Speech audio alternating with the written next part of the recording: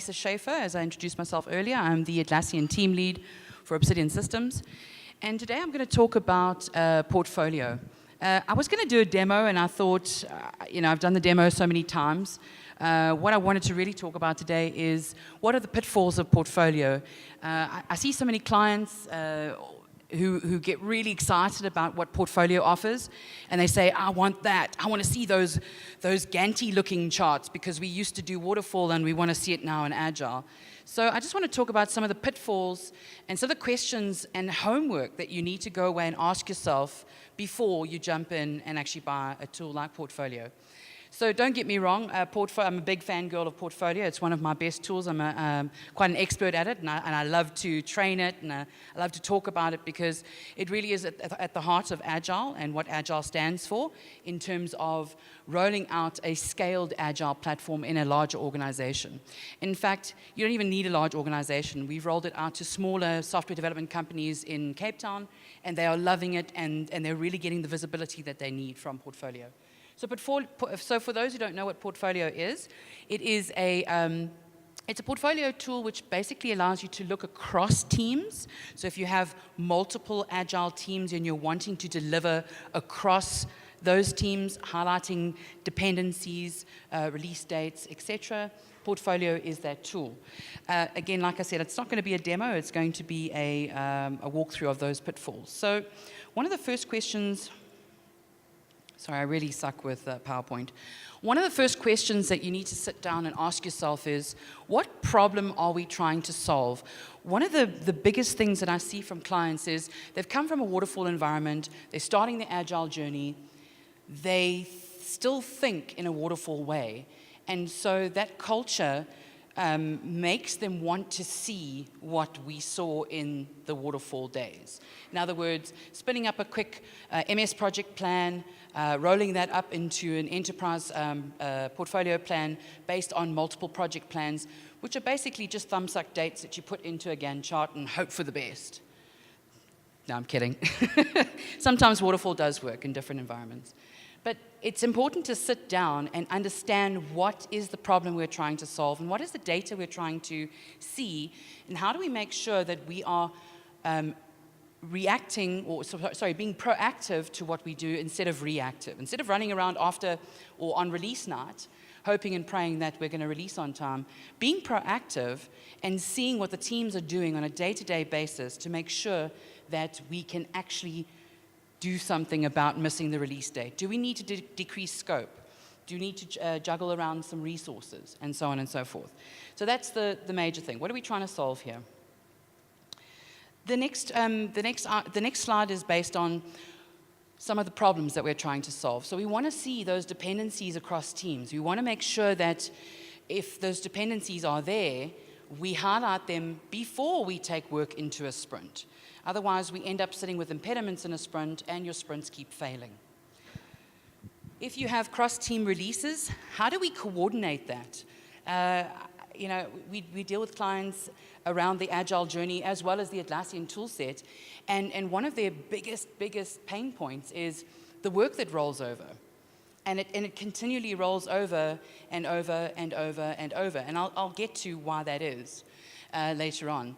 But wanting to see and manage those dependencies across teams to make sure that you can deliver on time. Okay. The other thing is standardizing the way we work. I hear this a lot from clients, and they say, but we're Agile, we want the autonomy, we want to be able to work exactly the way we do. We use Kanban boards, we don't estimate. We just take work in and we get it delivered. And yeah, that might work for a short period of time, but you want to get to something that's sustainable. You want to make sure that when you're doing Agile, that you get to a cadence that is sustainable and that you're planning properly. Being Agile doesn't mean that you're not planning, okay? So we have to look at ways to standardize so that we're all singing off the same hymn sheet. Because we don't want this team over here saying a bug is a production incident, and this team over here saying, no, but we call it an incident, not a bug. We want everybody to make sure that when they use the tools like Jira, that everybody knows what an issue type is or what it means in that organization, okay? Improving visibility. There's always a compromise when it comes to wanting to see stuff. So management want to see results. teams want to work in the way that they want to work. So you have to come to a compromise around autonomy versus visibility. Okay? It's just a given. In a large organization, if you want to get those reports out, you have to standardize the way you work to improve that visibility. Okay. Then clients see portfolio and they go, wow, this is amazing. So if you look at the beautiful colors, the bars, that represents, each of those colors will represent a theme in portfolio, and those themes will align to your strategic objectives for your company. So you can set those up with target percentages to ensure that as an organization, we are working on the right thing at the right time. Where you see gray bars, you go, well, hang on a second, why is there so much work planned for team XYZ when that is not part of our strategic alignment? Okay? So that's one of the things that portfolio shows you. Cross-team releases, that lovely bar that runs across the bottom, that's red and green, that will give you an indicator based on true data that lives in Jira if your teams are using Jira correctly and in a standardized way. So this becomes your schedule or your release train, which gives you the ability to see each of these dots. I'm just going to walk over here. Each of these dots represent a release. So if you have multiple teams delivering into a release, you can expand the reports and portfolio, drill down to the team that potentially is not going to make it, and to then be proactive in addressing that issue in that team. Are we trying to deliver too much scope? Are the fixed deadlines too short? Do we have technical debt that we need to resolve first, et cetera, et cetera. Another thing which is really cool about, which I just mentioned now, is your breakdown per team. In portfolio, if you're wanting to get to drill down to the information, it's not just a high-level overview of, okay, we're releasing this on this date. You can actually drill down into the teams and look at the information and analyze it and understand what the problems are. So I hear this a lot, but we are agile. We have whiteboards. We have stickies.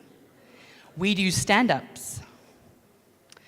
And yes, so let's just take a step back. You can't apply a set of processes and be agile. It's an agile journey, and I'm sure you guys have heard that many, many, many, many times. It's the ability to deliver quality faster. Quality faster, not deliver faster. The ability to deliver quality software faster. And in order to do that, it's a journey, and you need to continually inspect what you're doing and adapt the way you work. All right? And that applies to your tools as well. So again, going back to, I know this is not a talk about agile, but the reason why I talk about it is because if you don't have your processes in line, your tool is going to give you junk data. And portfolio is going to be lying to you because your data's insufficient. Okay. So, I'm going to talk about next, following just a few simple guidelines. And I know that it's, a one-liner and it's one slide, and it's quite a lot of work in the background. So I don't want to make light of each of these points, but these are some of the basic principles that you need to follow in order to get your data right, to aggregate up into portfolio, to actually get the real-time information that your organization needs. So first of all, I want to talk about estimation metric.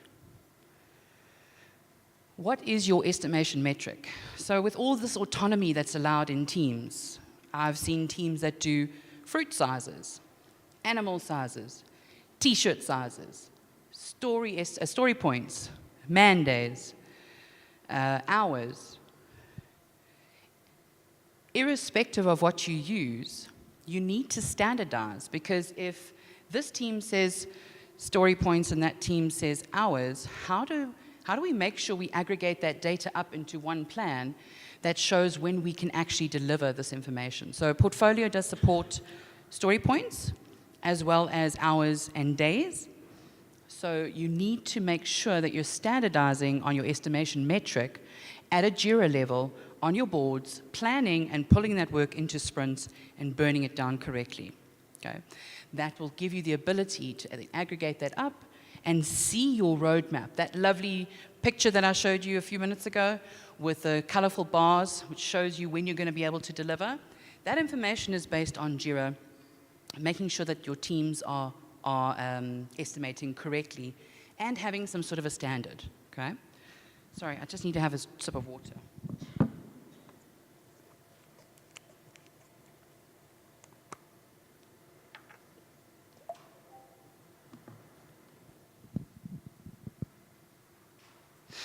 Just going back to your estimation metric.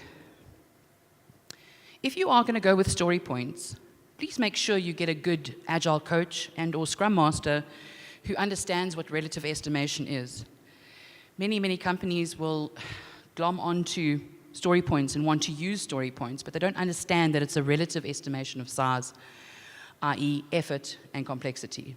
So please get yourself a really good agile coach or just go and read up on it. There's lots and lots of literature online about story point estimation, okay? All right, the next thing is making sure you're using Jira correctly. Now, Jira is such a versatile tool. I myself am a Jira user and administrator for a good 11 years. So I've seen the journey that it's come on. But if you don't use Jira correctly, you're not going to be able to get the results that you require. So I've put this little picture up, and I made sure that I put in the different hierarchy levels, okay, which is your epic, your story, and your subtask, okay? That is the hierarchy that needs to be used in order to roll up into portfolio. What portfolio also gives you is the ability to roll that up on an even higher level. So now you can track your initiative or your feature above an epic. So your feature deliverable can have multiple epics which span across multiple teams with multiple delivery dates. Okay? Have to use this correctly, else it's not going to work to pull the data or aggregate the data up into portfolio. Okay? All right, this is not a Jira thing, but this is one of the solutions to the symptom of your rollover in your sprints. When you plan often. So I've put, in many organizations, they call it different things. It's called grooming, it's called ripening, it's called refinement, getting prepared. Whatever your session is called, have it often. Why do you need to have it often? In portfolio, the longer down your backlog you can estimate, even if it's high level, the longer your roadmap will be built. Now, I'm sure all of you at the start of your agile journey were told, or somebody had mentioned, well, we do just-in-time development, so we only groom for the next sprint. Okay. But after a few months of being in that journey, you should be able to estimate a bit further than that. And that will then give you, albeit fuzzy, at least a guideline of when your work can be delivered. So the further down your backlog in Jira you can groom, the better and the longer your roadmap is going to look in portfolio. So your grooming should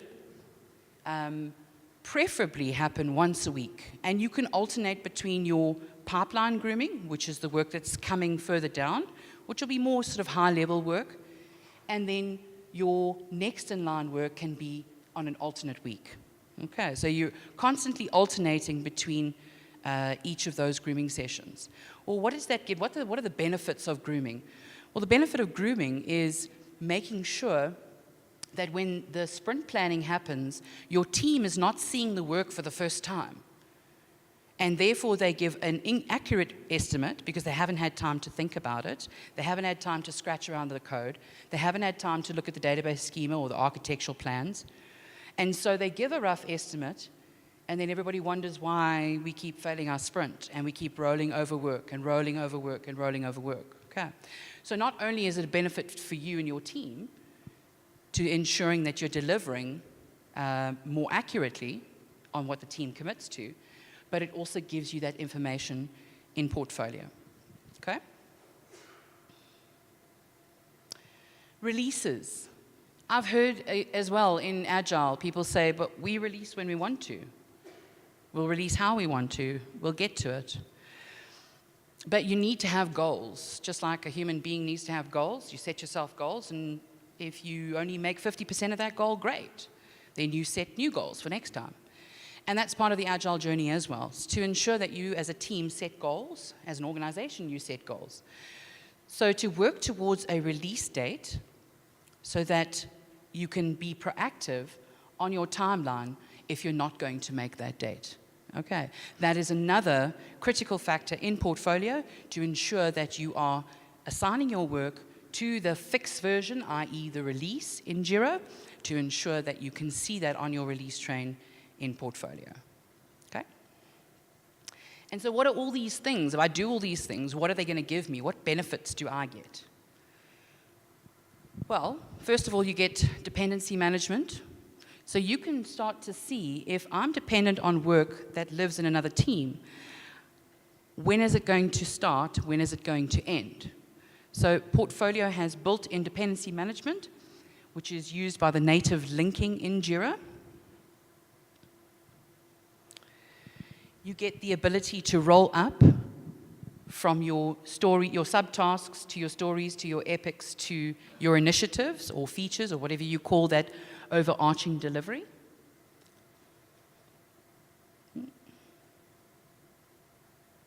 Sorry, it went past so quickly. You get aggregated velocity. A lot of people, clients in this room, other people I've spoken to, have used Jira for many, many years. They use Excel to get an average velocity because you have to go to every Jira velocity chart to then work out the average, to then pull that into an Excel spreadsheet to know what your average is going forward. What portfolio does is it will, real time, based on real time, and this is assuming that teams are burning their sprints down properly and not leaving something in the testing column for 4 weeks because their testing cycle is 4 weeks, that they are burning this down so that portfolio can aggregate that average velocity per team to build that roadmap. Okay? Your estimated backlog is, again, based on velocity. So if you have a critical delivery and you're not going to make it, you have the truth in front of you. I've heard this many, many times. Oh, but we're not mature enough to use portfolio. No, what portfolio will do is it will be in your face to show you that you need to change the way you work, specifically in Jira. Okay? So that is a combination of your roles, supporting roles, Scrum Master, Product Owner, your team, how they plan, how they estimate, and making sure that they're burning down their sprints correctly. And then, of course, the last one is your releases. So this is the fixed version or the release, which will then pop onto your timeline, showing you whether you're going to make that release or not. You then have the ability to drill down into the information and see why we are not going to make the release. There's also a really cool feature. I forgot to grab a screenshot, but there's a really cool feature in Portfolio where what it will do is it will take the team's velocity, the release date, and the scope for that release. And it will tell you how many additional weeks or days you'll need in order to actually deliver that, based on what the team's throughput is. Okay. So I'm not sure if I even filled up a 35 minutes, probably not. I want to know if there's any questions around portfolio or anything you want to ask.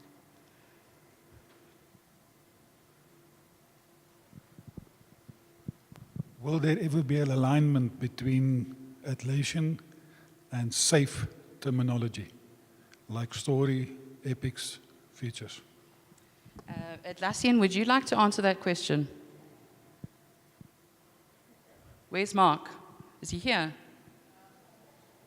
Okay, let's hold on to that question. We'll ask it when he gets back. Is there any other question? Thanks. You mentioned that timeline will take into account the scope of the epic or the card. What does it use? What metric does it use for that? What metric does it use for that? Would that be the story points? So you can set up each portfolio plan based on a specific metric, either story points or hours or days. So when you set up the plan, you tell it which projects to look at. So Portfolio, because it runs as an add-on for Jira, what you do is when you set up your plan, you can say which Jira projects or boards you want to point to, as well as which metric you'd like to use. So if you've got some teams that work in hours, then you can set up that plan for hours. And then if you've got some teams who use story points, then you can set that up in story points. Okay. There's also conversion, which is a little controversial. If you have a mixture of teams who do hours and teams who do story points, you can do a conversion rate. You can say, right, 1 story point equals X amount of hours, or vice versa. Okay. Any other questions? How does this tie back to reporting, for example, like your dashboards and things? Just to report back to your stakeholders to say, this is where we're at with a specific release and this is where we're going at the moment.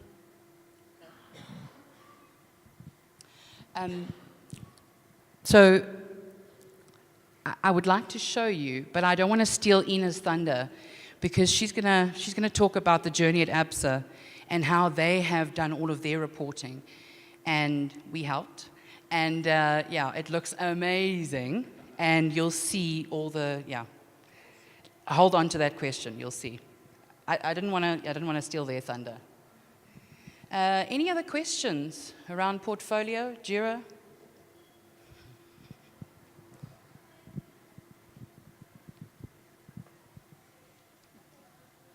Hi, Lisa.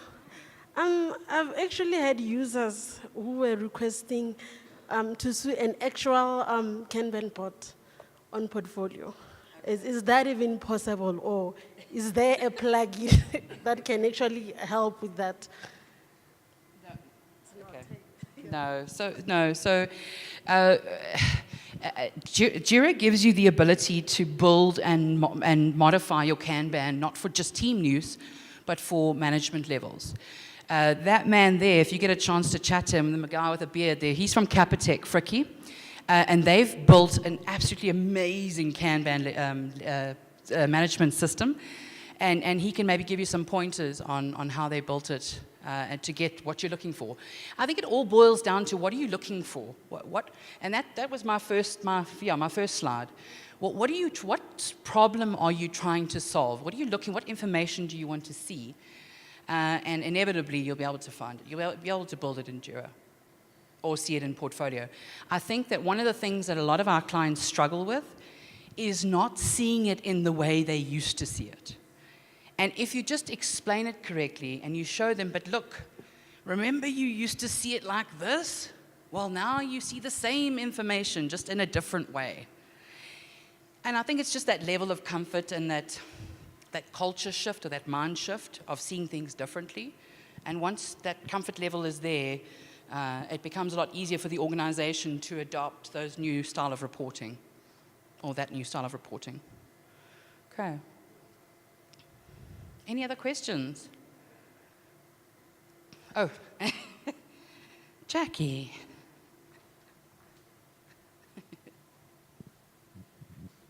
Thanks. Just a quick one. Capacity management and planning in Portfolio, how is that managed? What are the features there? Good question. Capacity management in Portfolio. So it does have capacity reporting. A lot of people are not very happy with it, though, because what it does in true agile form is it will take the velocity of the team and give you a percentage of what each team member will deliver. I.e., if a team delivers 50 points per sprint and the velocity is 50, they can each deliver 10. But as you know, in the real world, skill level, experience level, that's not always the case. Because in a lot of cases you'll go to, because there is a breakdown that you can see on the sprint board to see how many story points each team member is looking after, and it will give you the breakdown per sprint. So that will give you a better indication if you really want to know who can do what in terms of story points. There are other ways to pull that information out. There's other plugins if you really want to get to that that detail. Okay.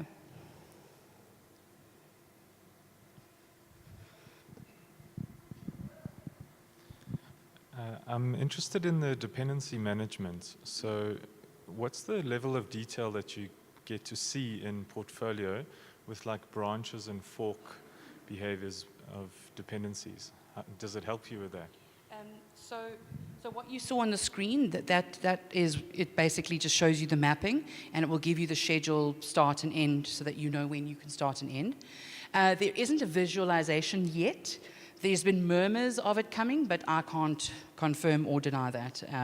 But yeah, they are working on making their dependency management a lot richer. Okay.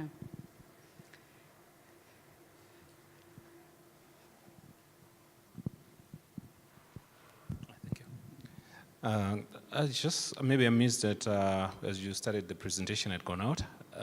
Who is your target market, or rather target users within a team or an organization for portfolio? Good question. Okay, so the target market, it's actually varying levels. We find that it's mostly your PMO, your APO, depending on what your organization calls them. So it's your portfolio managers, program managers, project managers, scrum masters, product owners, looking and using it. Yeah, sometimes even project managers are using portfolio. Okay. It has a lot of planning functionality. I don't think I did it justice today, but because I didn't really do like a demo, I just wanted to talk about the pitfalls mainly. But it is happy to come and do a demo anytime you want. Give me a call. But it has rich planning functionality, and it gives you the ability to do global ranking. So now you're looking at the priority at an organizational level, not just at a team backlog level. And I'm sure for those avid Jira users here have tried many different ways to combine filters to try and get that ultimate backlog to try and rank it before you move it off. Yeah. So it becomes a bit of a nightmare. So portfolio gives you the ability to do ranking at a higher level. And planning and moving stuff around, which will then update the boards as well. Okay. Any other questions?